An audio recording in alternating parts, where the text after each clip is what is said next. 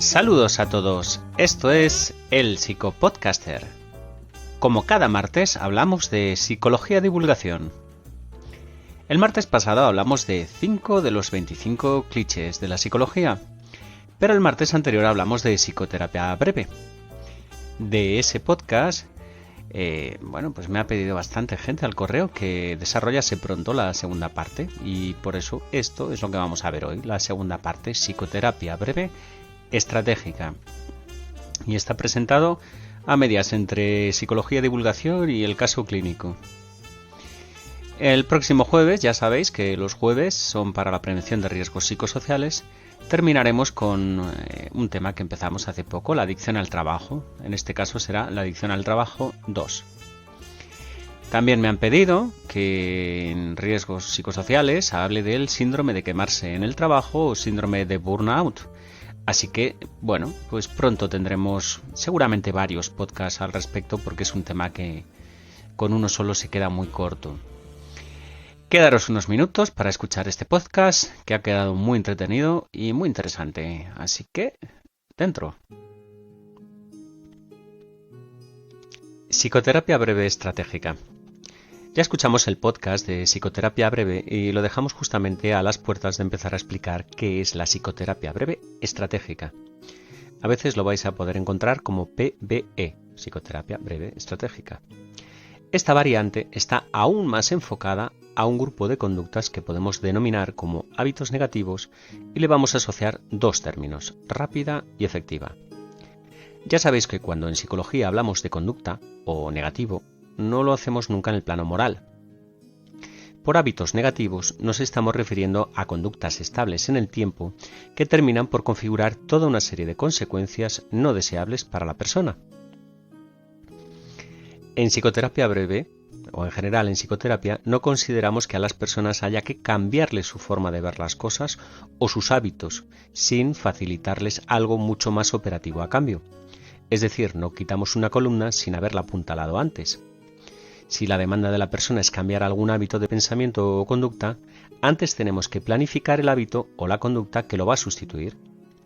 Generalmente se trata de abordar una secuencia de acciones y pensamientos que generan sufrimiento en la persona y consecuencias no deseables y cambiarlas por otra secuencia que comportamentalmente sea equivalente pero adaptada. ¡Wow, psicopodcaster! Me estoy perdiendo. ¿Esto sería como poner la rueda de repuesto? Pues sí, pero no. Digo que sí en el sentido de que una rueda tendrá una mecánica básica que permite, con las herramientas adecuadas y los conocimientos adecuados, que uno mismo pueda cambiarla. Y la diferencia es asombrosa. Pasamos de tener una tonelada y media de coche que no anda, a tener un coche en perfecto funcionamiento. Y si antes dije pero que sí, pero que no y he explicado sí, diré que el no es porque, como aunque quedó claro en el podcast de psicoterapia breve, no se trata de hacer milagros. Vamos a requerir establecer un nuevo hábito que sustituya al hábito disruptivo, y los hábitos requieren un poco más de tiempo de lo que nos llevaría a cambiar una rueda. En general, los ejemplos que comparan al ser humano con cosas mecánicas o digitales no me suelen gustar, porque aunque son metáforas que quedan muy bonitas, cosas así como ponerse las gafas de color de rosa, ser un positrón o ponerse el impermeable, a la hora de la verdad están carentes de contenido, no explican cómo se hace eso que proclaman y al que lo dice lo convierte en una especie de gurú, así como maestro del kung fu, que te dice aquello de busca tu propio kung fu. Luego hay otra también muy chula que es aprende sin preguntar y explica sin hablar. Pues esto no va con la psicología. Huid de todos aquellos que os regalan o venden milagros. Hecho el paréntesis, vamos a un ejemplo de una persona a la que llamaré Mónica. Aunque no es su nombre real, pero ya sabéis que la confidencialidad es sagrada.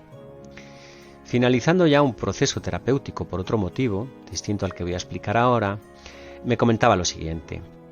En esa semana había ido a desayunar con su cuñada a una cafetería y se pusieron a hablar del tema del peso, de las dietas y de, cosas de ese tipo. Mientras mojaba la tercera porra, o el tercer churro, depende del sitio, se llaman de una manera o de otra, Viene a ser, para los que no lo conozcáis, porque sé que me oís mucho en Latinoamérica, pues es una fritura que está hecha de harina, sal y agua prácticamente, y eso frita a una temperatura muy alta, es decir, con mucho aceite y seguramente no del más saludable. Pero bueno, mojando la tercera en el chocolate, se sorprendió a sí misma diciendo: no sé qué me pasa, pero desde que tuve al segundo niño no soy capaz de adelgazar. A su cuñada le dio un ataque de risa y ahí se le encendió la bombillita. Esto me lo contaba en una sesión de consulta y me preguntó que si yo podía hacer algo. Como es mi costumbre, le dije que yo no, pero que los dos y en equipo sí.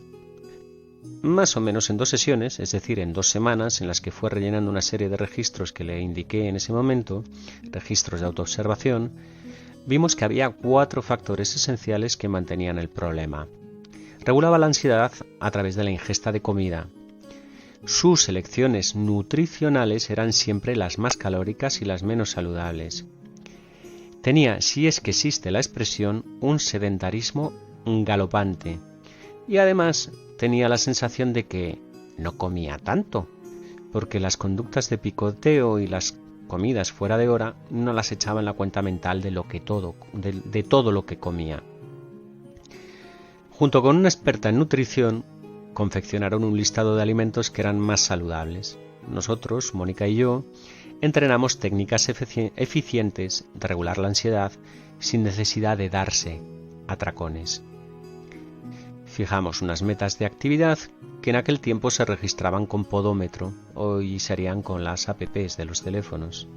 Y como deberes tuvo que completar 2 calendarios de excepciones.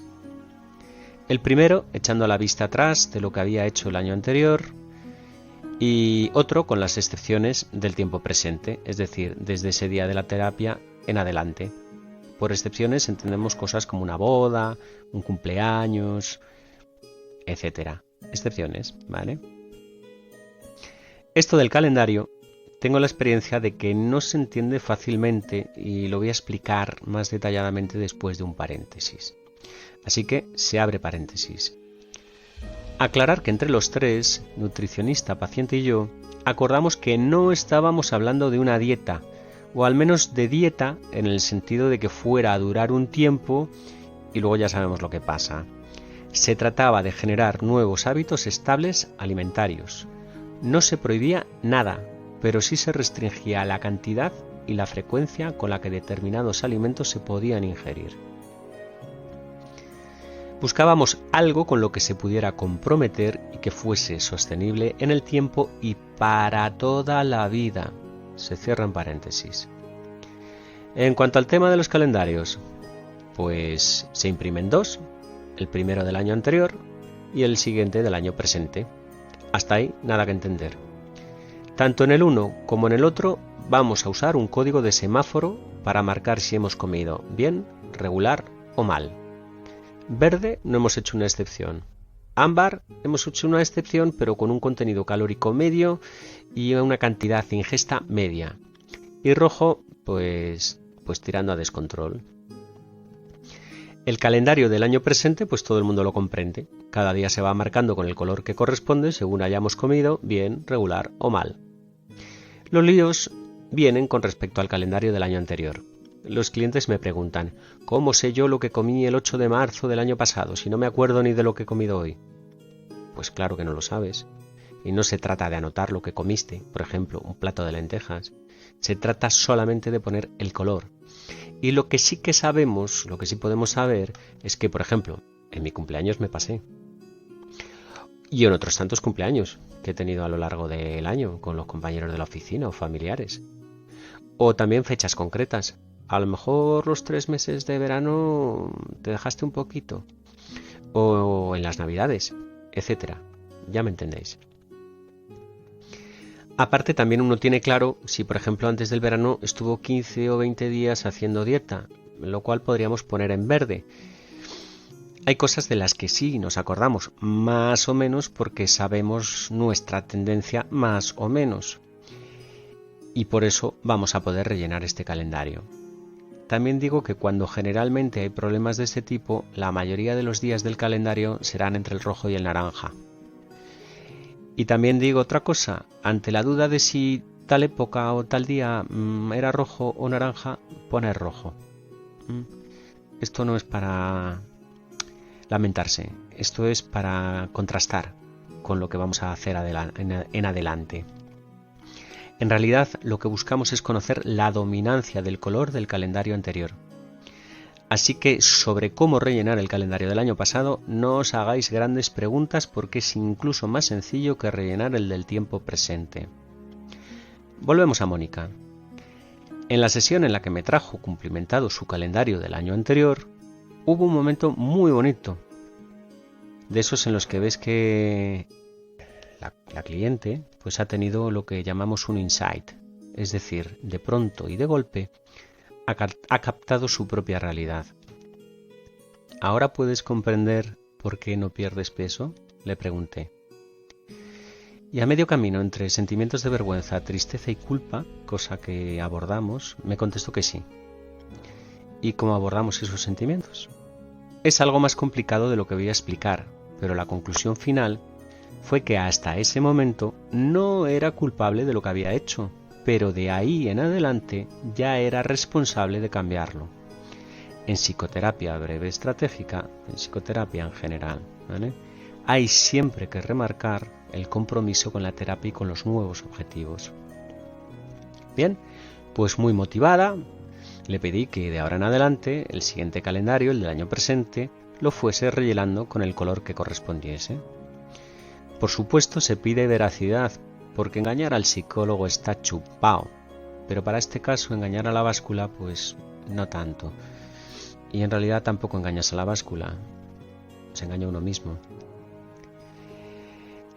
Junto con esto también se trabajó eliminar el sedentarismo. Pasado el primer mes, las sesiones pasaron a ser cada 2 semanas. Frente a marzo del año anterior, todo en rojo, y el marzo presente, todo en verde, ya había 2 kilos de diferencia por el simple hecho de aumentar los alimentos saludables, reducir o eliminar en algunos casos los no saludables y evitar el sedentarismo. Las sesiones se pasaron a mensuales y diré que a lo largo del año esta persona pasó de rayar con una obesidad de tipo 1, más que rayar es que estaba recién ingresada en la obesidad de tipo 1, a entrar en normopeso. Cambió de fondo de armario y se encontró usando tallas y ropa que hacía 20 años que no utilizaba. Es decir, desde mucho antes de que naciese su hijo. El hecho de que hubiera nacido su hijo, pues a lo mejor tuvo que ver en la ganancia de peso inicial, pero desde luego no en el mantenimiento posterior. Las excepciones, así lo reflejaba su calendario, pasaron de ser todos los días a ser 1 o 2 al mes, lo cual es diametralmente opuesto a lo anterior. Mónica estaba completamente sorprendida y sobre todo diciendo aquello de ¿por qué no haber empezado hace 20 años? Y que hasta ese momento estaba convencida de que ya lo había intentado todo para perder peso y que nunca lo iba a conseguir, lo cual es muy normal y muy frecuente. A veces hacemos muchas cosas con mucha intensidad para lograr un objetivo que es deseable, pero lo hacemos sin orden y sin abordar los pensamientos, conductas y creencias que sostienen el problema. Parecerá mentira, pero hay personas que están permanentemente, entre comillas, a dieta, que no pierden peso, y algunas que hacen hasta 6 y 8 nuevas dietas milagrosas al año. Pero en el trasfondo hay un sistema de pensamiento que les impide el éxito de su objetivo. Cuando llegó el momento, a Mónica le asustaba mucho la idea de finalizar la terapia y accedió a ir separando las sesiones a trimestrales, con la opción de que si algo se torcía, se pusiera en contacto conmigo. ¿Y sabéis qué es lo mejor de confiar en los pacientes? Que ellos confían en ti. Se atuvo en todo momento a las sesiones trimestrales, que luego pasaron a ser semestrales. Años después mantiene su normopeso y seguramente, tal y como acordamos en alguna de las sesiones, conserva los pantalones más grandes que haya tenido jamás en su vida y se los prueba el día de su cumpleaños y se hace una correspondiente foto que me mandó los 2 primeros años. Todo eso para recordarse que todo sigue bien gracias a un planteamiento saludable y a la adquisición de un nuevo hábito. Ojo, Que nadie se quede con que la psicoterapia breve estratégica es para adelgazar, y menos milagrosamente y sin un control médico de por medio. Esto es un ejemplo muy visual de cómo nuestros pensamientos, creencias y conductas mal enfocadas son en realidad el verdadero problema, cuando solemos interpretar que el problema son las consecuencias que nos acarrea ese sistema de creencias. Ver la situación globalmente y cómo repercute es el primer punto para pasar de conductas disfuncionales a conductas funcionales. Entre los objetivos de la psicoterapia breve, en este caso estratégica, buscamos desfocalizar la visión del cliente sobre su problema. Muchas veces ellos mismos se han generado una indefensión aprendida, a base de ir probando todo, sin darse cuenta de que antes hay que repensar las cosas y planificarlo todo. ¿Por qué desfocalizamos? ¿Por qué asumimos que un sistema de creencias que está operando lo está haciendo negativamente? Porque los propios resultados ya demuestran que esa visión que tiene la persona no está funcionando. Buscaremos en equipo algo que sí sea funcional, como en el caso de Mónica. Ponemos frente al espejo sus creencias de que no come tanto como para estar así y lo sustituimos por si comiera adecuadamente no estaría así. A través de los autorregistros ella misma puede evaluar si su manera de interpretar las cosas son correctas o no, así como verificar si el modo en que afronta su problema es exitoso o no. Cuando intervenimos en la primera, la interpretación, o en la segunda, el afrontamiento, ya estamos rompiendo ese círculo vicioso. Las primeras sesiones son esenciales porque del éxito de ellas va a depender que los clientes lo den todo en las siguientes. Esto quiere decir que hay que prepararlas muy bien. Otra cosa, nos centramos en el presente.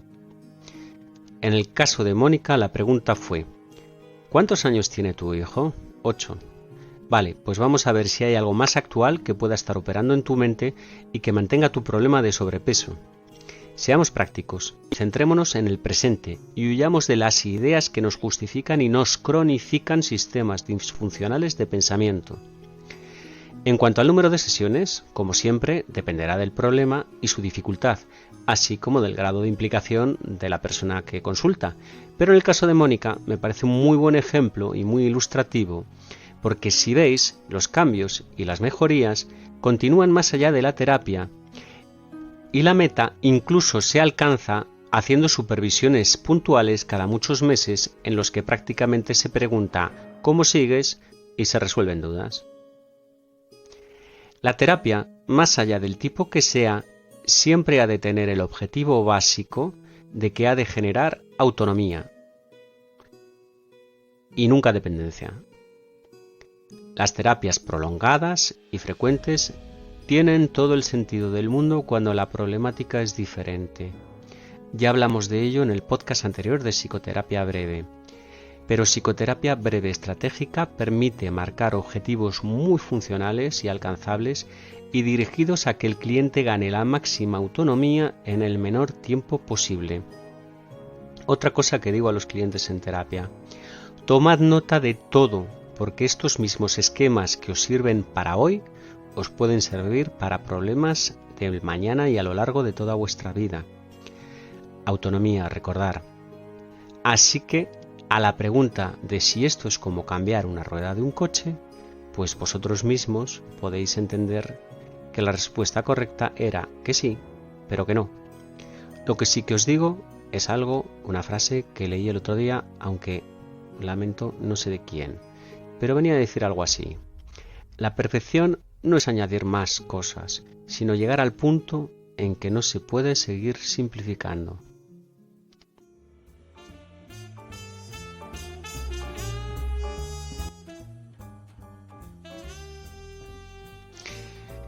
Bueno, pues espero de todo corazón que os haya gustado este podcast. La verdad es que pocas profesiones hay más bonitas que la de la psicología. Los que queráis saber algo sobre la adicción al trabajo, buscad mi primer podcast al respecto y escuchadme el próximo jueves. Se despide el psicopodcaster. Podéis seguirme en redes buscando mi nombre con una P delante de psico. Psicopodcaster. Lo dicho, hasta el jueves que viene Y recordar, leed, investigad, aprended, ir a terapia si lo necesitáis. Todo eso sobre psicología, porque la psicología no solo es la ciencia que estudia el comportamiento, también es la ciencia de la felicidad.